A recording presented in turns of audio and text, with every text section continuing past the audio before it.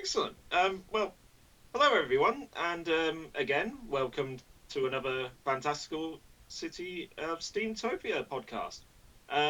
So I'm here again with Andy, and I'm also here with Richard.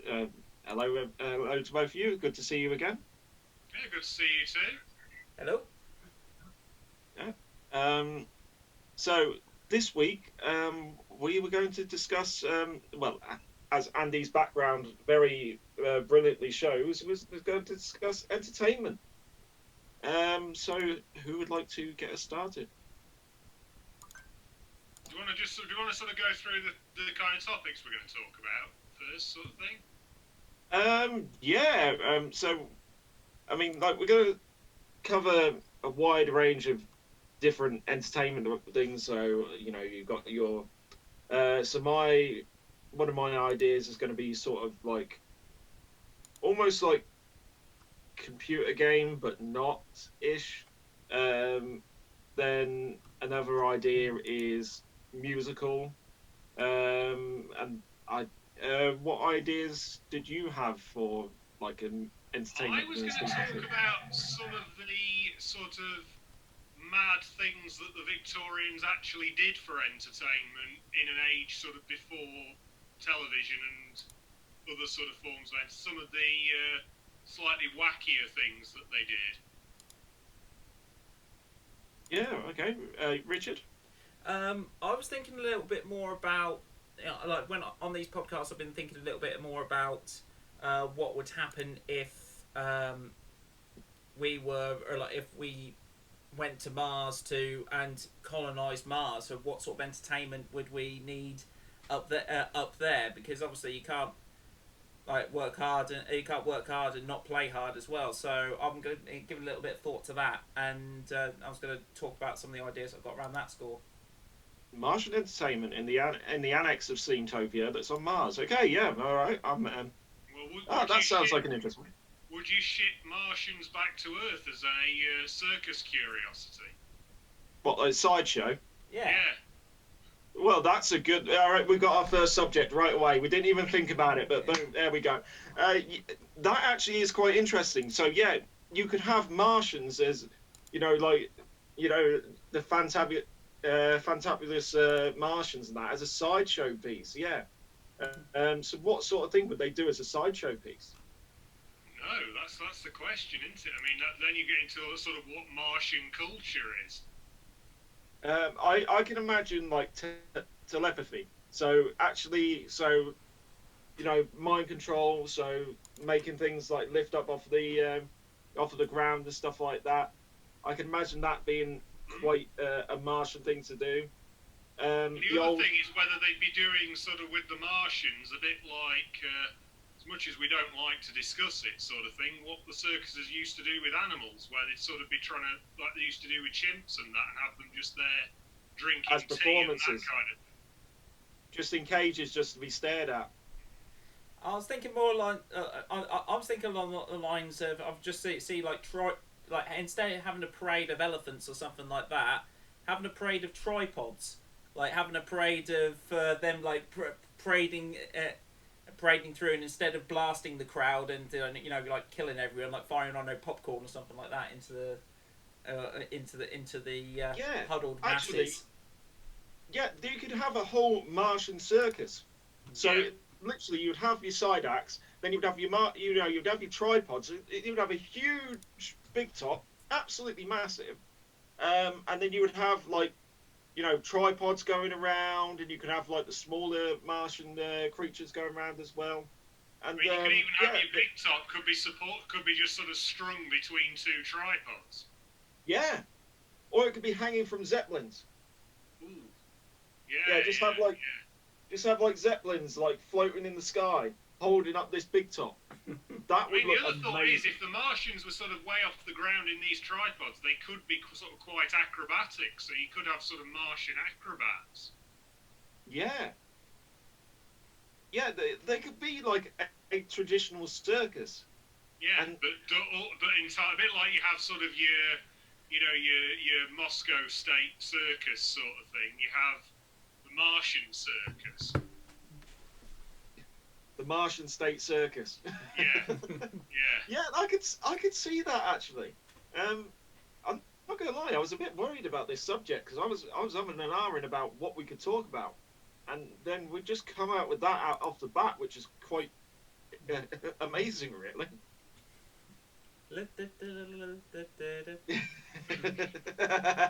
No, we haven't had anything go wrong yet. We can't do that. No, so I said yet. So yeah, that's an interesting idea. So what else was? How would you entertain, the troops on Mars, Richard? Well, I was thinking more along the lines of, so obviously, well, first, actually, one thing I like to say, like we said about having a Martian colony of Steamtopia. So I'm looking this way because I've got the TV screen with you all up on there. Yeah, I'm just gonna. There we go. I've just changed my view slightly, so I'm actually looking into the camera, not off to the side. This is my best side. But I was thinking more along the lines of. So we said about, you said before, like you said about a Martian colony, which is an offshoot of Steamtopia. No problem. You said that Steamtopia has to be on Earth. So in my mind, there's no reason why we can't float the entire city of Steamtopia up to Mars. Now, Martian gravity is a lot less than it is on Earth. So, with my particular interest, aside from steampunk in dancing, I can imagine that there can be many forms of... Because obviously dance hall tradition and things like that, and then like ballroom dancing, things like that, all very popular during the Victorian era. So how would that work on Mars in a lower gravity atmosphere? Now, it won't be like in Ready Player One, where everyone's jumping off and dancing in the air sort of thing. I was going to say that, actually, yeah. But it will be similar, so where... your gravity's not that much reduced, is it? It's a little bit. Surely it'll be enough to make a difference. Ah. No, I'm meaning to do the jumping up in the air. It's not like moon gravity sort of thing. No, of course not. Where you've got that sort of long hang time in the air. But with a small jetpack, or something like that, very small jetpack, very low propulsion, you could get enough force to get up there, and maybe keep it at like, just have like a bit of force to get you up, and then keep it at like a low level. Zero gravity. And then you ballroom. could like dance. So you could have jetpack ballroom dancing. Well, I mean, there you've hit on another thing, which of course would be some sort of synchronised jetpack display. We've already got one of those. Oh yeah, actually, that's a good point. But yeah, I could see that. I could see also, I know we covered this another, but transport as well. Can you imagine it? You just have like a jetpack and you just like shoot across the city. That isn't in a trebuchet. There's nothing wrong with trebuchet. Trebuchet is a perfectly effective system if used correctly. Gentle deceleration. But no, that would actually be an interesting idea. You could have... I could actually see that. I could see like the people dancing in the air, and it would be going around, and you could have like Jetpack opens up a whole load of things, because you could have that, the sort of the dancing in the air sort of thing. You could have a bit like a sort of Red Arrow style display with smoke and things coming out from a team with jetpacks. You could also just have like jetpack racing. Yeah. I mean, how sort of drone racing is a bit of a spectator sport these days. Well, I can imagine. Yes, have a course set up. Yeah. But you could also go back to the dance thing. So skipping forward a little bit to the 20s, Charleston. So the Charleston is I've done it several times as a four walls line dance. So you do it facing one way, then another, then another, then another. If you had a jetpack in that, you can make it you could do 1, 2, 3, 4, and then up and then down. You could do You could do like multi. So you've got like a 3D dance rather than a 2D dance. Exactly, yeah. Like 3-dimensional line dancing. That'd be epic. Imagine a room full of people all doing it, and they go left, go around, and then all of a sudden kick up, do it up in the air, then kick down, then do it facing the floor, and then get back into kick up, do a full loop. Oh, that's if they're showing off. That's if you've got a couple of show-offs in the room just out for style points. And I do know a few who would undoubtedly do that. Yeah, I could see that. That'd actually be really popular. And you could have it set up like, so you could have like your towering, buildings, have four around it, have like this beautiful glass roof above it, like a ballroom roof, and then you could have like stands around the edge so people could watch it. Because let's face it, ballroom dancing, it used to be, there used to be people who would go to watch people. Yeah. Well, I mean, that's why, like, if you go to the Blackpool Tower Ballroom, you've got, like, theatre seating around it. Yeah. So because people would go to watch. I think I went there when I went to Blackpool, actually. You probably did. If you went up the tower, you'd have gone there. I did, yeah, because I went up the tower. Yeah, I can remember going through now. One moment. Go away, AVG. There we go.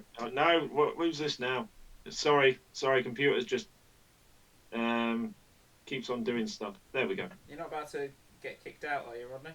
Oh, no. No, I'm fine. It's just AVG going, hi, I exist. Hi. But yeah, anyway, going back to what we were talking about, it's a really interesting idea. I like that. I think that's definitely got possibilities.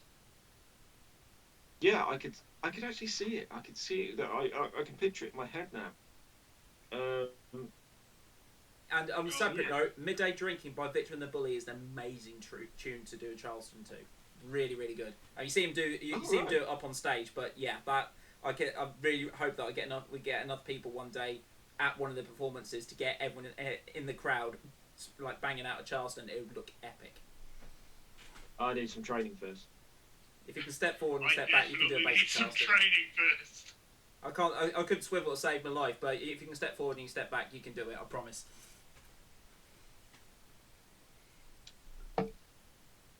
Right. Well, so if I'm going to now talk about shall we say, less successful Victorian entertainment that comes under the heading of sort of bizarre entertainment. Have you heard about the town, or I believe the town was actually called Crash in America? No. This is slightly foreboding.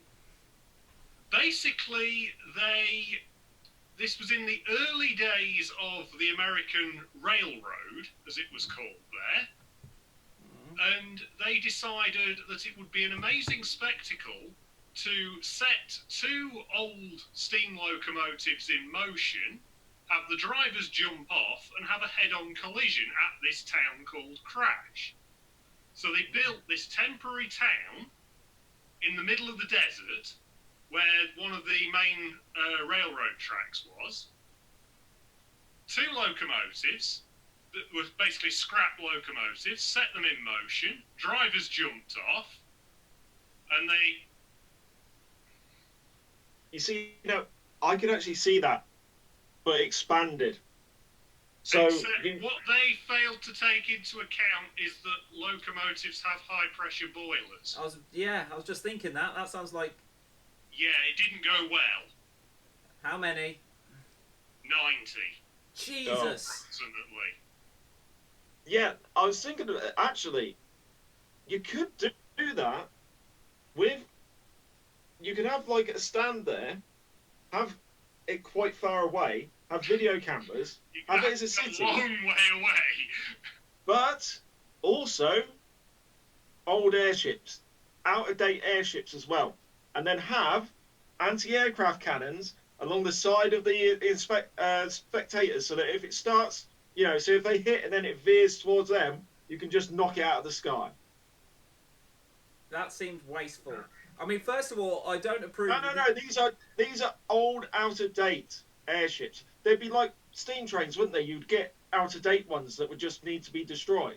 Yeah, but this thing, that's not true, because they've got preservation communities all over the country. Well, they didn't there. They didn't no, absolutely, because it was a consumable item, effectively. It was probably cheaper to make a new one than repair the old one. It seems kind of... And it was that the technology was moving on so fast at the time.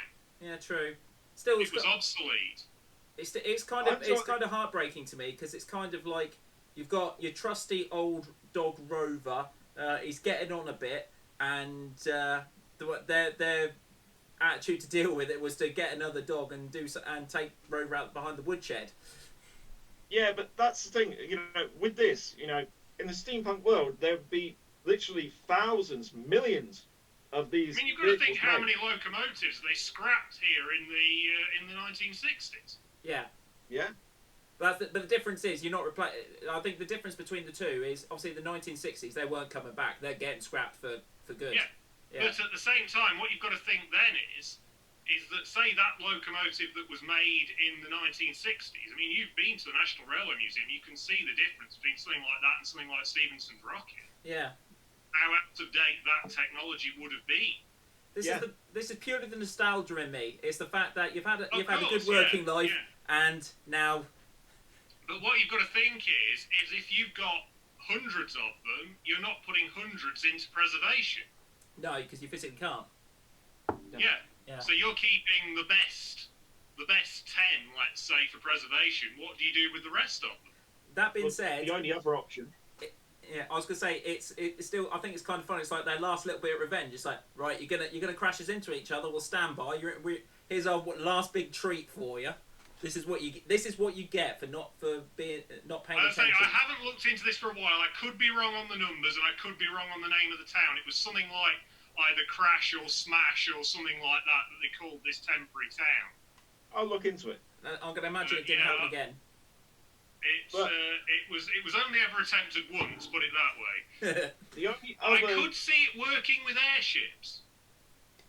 That'd be kind of like, in Star Wars, The Jedi Returns, when the Super Star Destroyer goes into Death Star 2. It's like slow but powerful, like smashing into it. It's like except imagine that, but filled with hydrogen. Yes. Yeah. And the thing is with that, if you are also observing it from another airship, it could be done over the ocean. The sport of the rich. I could see it being the sport of the rich, yeah. Yeah. Airship wars. But, that's one of the weirder things that the Victorians did for entertainment. Yeah, I can see that. Well, some of the others, I mean, not all of them that I'm going to talk about were that unsuccessful. Bear that in mind. So, I think you should caveat that the Americans did for entertainment during the Victorian period. Yeah. Okay. Yeah. We'll go with that. I mean, I'm not saying they wouldn't have done it here if they had enough space. Yeah, but the best way to learn anything is from other people's mistakes. So. Well, yeah.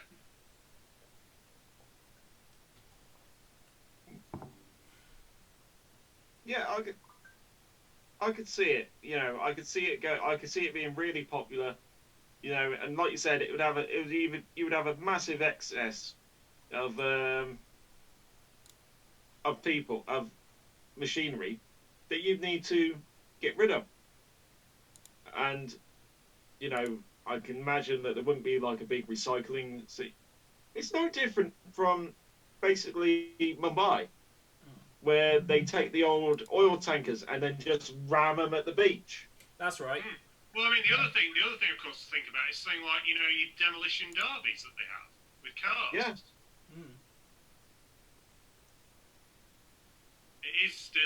It's really still a form of entertainment in one sense. Yeah.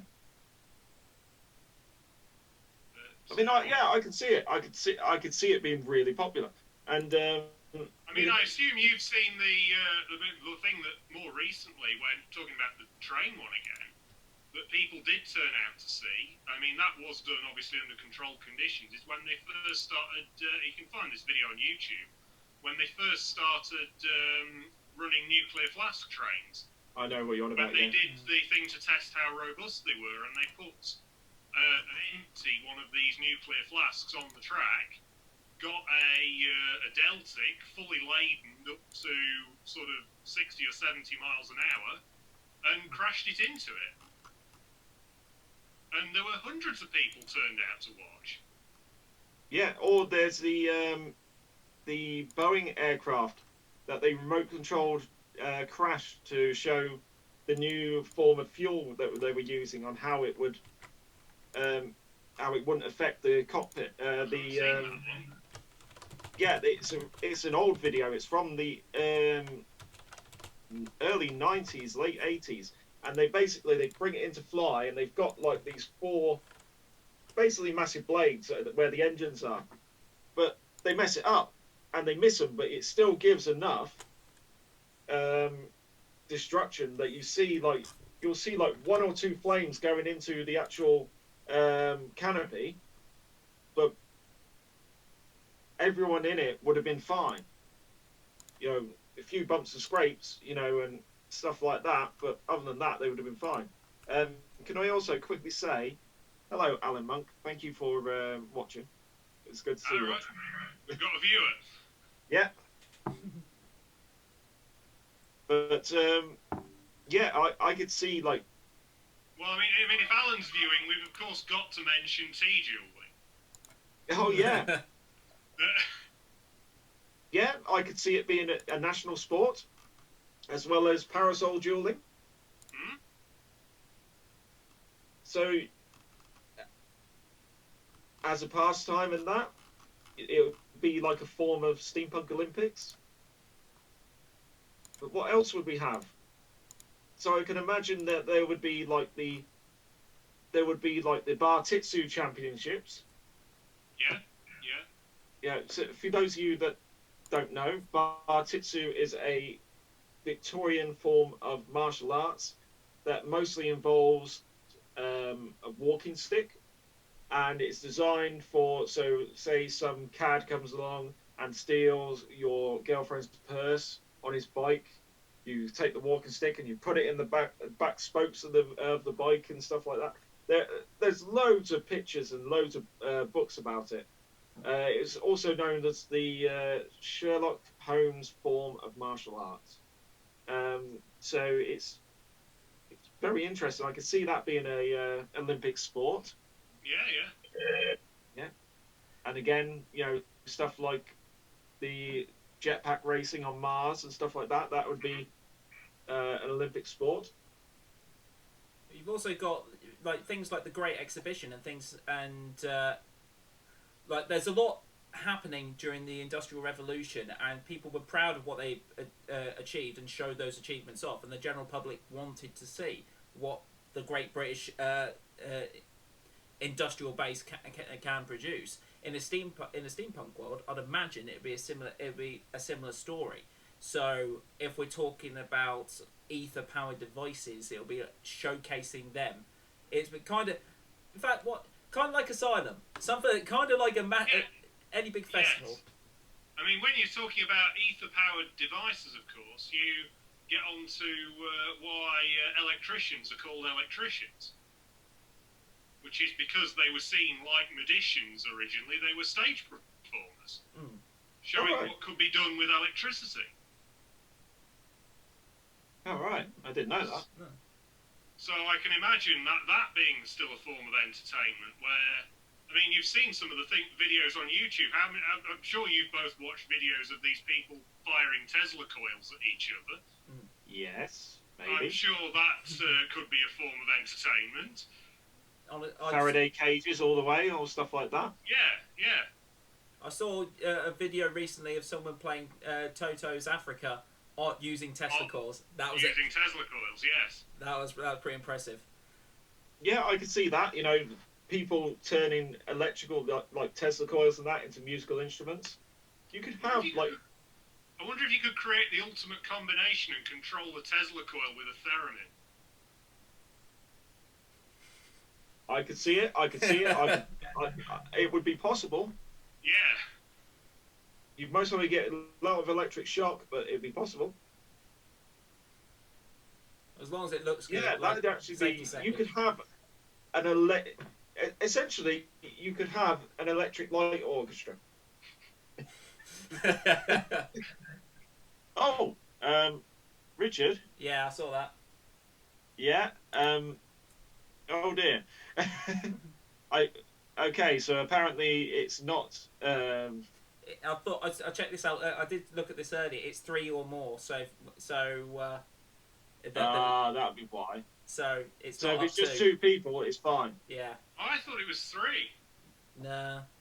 Wonder why we didn't have a problem last time then, because I had a problem the pub meet before the last one. I have no idea. Didn't they change it back after the last one? Anyway, Yeah. as we've only got about 10 minutes, should we quickly go through a few more? Yeah. I'll keep an eye Yeah. on the All time. right. So a few of my ideas. Number one was there's a brilliant video on YouTube done by Red Bull of this guy going along what looks like a Mario level, and he is free running, so parkour along this level, and treating it like a Mario game. And he goes through this whole level, completes it, and you see him standing on the end of this level, and then he moves out of shot. The next thing that comes into the shot is a steam engine, and he was doing it on the back of a moving train. And then at that point, the camera pans out, and you see like this train and that, and I could see that being a sport for the insanely rich, where they basically get people, and it's like, all right, basically you're gonna, I've got this control panel which has got a remote control to it. So when I say jump, that's when you jump, and stuff like that. And so it's incredibly horrific because it's literally someone's life at stake. But That sounds treating that like that is a Victorian, essentially, arcade machine. What's that Gerard Butler film where he's controlled by? Gamer. That's the one. It sounds like that. It's essentially that, but just with Mario. Another idea that I had was, can you remember the photos that been floating about a few years ago of what a French newspaper thought the 2000s would look like? Yes, Yep. I know the ones you mean. Do you remember the one about the education where you've got all the kids sat down in a classroom, they've all got headphones on, and then there's a teacher in the corner with a book and a shredder, putting this book into the shredder, and then it's just basically just cramming all that information into their ears. Imagine that a different way. Imagine if they had a full immersive headset, a VR headset, and then they were putting record discs in, and then suddenly you're in a ballroom. Well, actually, moving on from that, something they actually did do, I think it was Edwardian period, it was early days of the telephone line, the very rich would have a telephone system that had you could plug multiple headsets into. And then they would hook up something like a live orchestra performance into a telephone. So they could listen at home. The world's first live stream. Yeah. So like the talking clock, instead of the talking clock, you would just have the London Philharmonic. Yes, exactly. Yeah, I could see that actually. I could see that very happening. And that was the thing that happened. I mean, moving on from that, talking about steampunk, things that could have happened. I don't know how much you know about the Baird television system and how mechanical that was. I think I've seen photos of it. Yeah, that it isn't how you'd think it would work. It's a very mechanical process to actually create, because essentially you're having a spinning disc that's interrupting the light to like a light dependent sensor. And it's I actually watched a video by a YouTuber called William Osman where he actually makes one, and I think I may have seen the same thing. yeah, he said that the television was really easy to make. The camera was really difficult. Yeah, but then he also said that to get anything like the definition of even standard definition television, the television set would need a spinning disc about 3 stories high or something. Yeah, yeah, that's a good point. To Yeah, get can you the imagine number that? of, to get like the distance for the interruptions on it. you could literally, so you could have like this massive building and just projecting like a Well, I mean, you could standard, have, like a essentially you could screen have the it as size of a, ours. but you could have it as like a live thing in what would essentially be a cinema, a purpose-built building. Yeah, I know, but you know, you'd have to, like you say, a 3-story building for a Yeah, but I cinema. mean, I mean, that they easily get that kind of height on the fly towers in theatres. Yeah, that's true.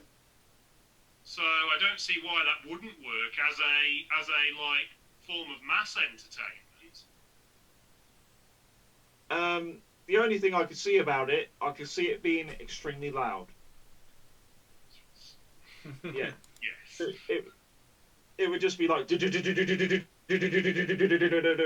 oh, I'm coming to the cinema. It's great, this. And also, I mean, the incredible danger of having a 3-story diameter disc spinning at that kind of speed. Yeah, can you imagine if it came off the bearings and you just have it go through the side wall? Yeah, it's not going to be good, is it? No. Well, yeah, that would be. I could see that being in a steampunk world, though. Yeah, that would actually that would exist. All right. We've got about 3 minutes left. Yeah. Do you mind if we just talk a bit about future changes for the people that are watching? Yeah, let's talk about future changes. Right. So yeah, for those of you that are watching, from the next video, unfortunately, Richard is going to take a bit of a break. Don't know when he's coming back, but he just wants to take a bit of a break, and completely fine with that. So for the next video, it's going to be myself and Andy, and we're going to be talking about basically steampunk projects and that, aren't we? Just take it through a bit of a different line for a bit. Yeah, and then after a while, we'll have a talk offline about whether we want to do like a different theme each week, or if we just want to do a general chat. I think maybe open it up as a bit of a Q&A thing as well. So if people want to ask questions about making. Yeah, I wanted to do that before. I think that'd be really good. I wonder if we could do something tied in with the sanctuary thing. Yeah, I've actually had an invite to do a few videos. I've had an invite to put content in for that, and I am going to. It's just whether we want to do something like this as well. Do like a live Q&A. Yeah, I could see it going well. Well, yeah. So we've got a minute left. Anyone want to add anything to our subject quickly before we go?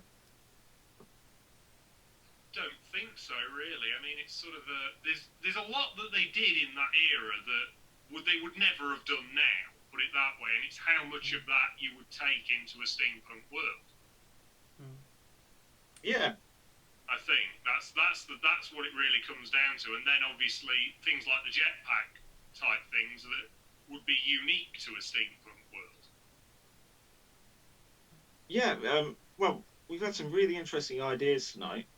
And Alan, I see you're still watching and that. I hope you've enjoyed yourself and that. We're going to be going now. Sorry it's been a bit of a short one, but we didn't realise the timings were still off on Zoom. So thank you, Andy. Thank you, Richard. And see you again soon.